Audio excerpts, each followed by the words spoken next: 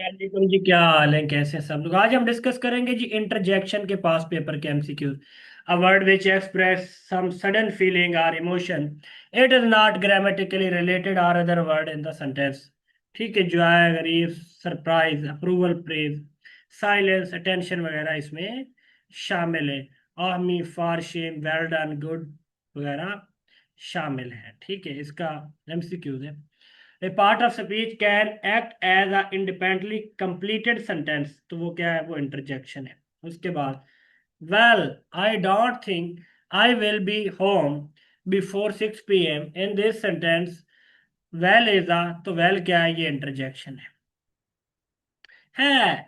put the head down while is है in this sentence, तो ये interjection है। wow is a, तो wow क्या है? ये interjection है।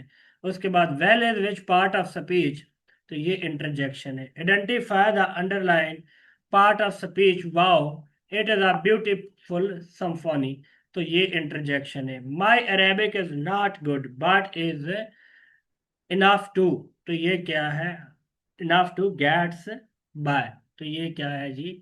ये आपका इंटरजेक्शन है। और इंटरजेक्शन में जितने एमसीक्यूज थे वो पास पेपर में आए, मैंने आपको करवा दिए।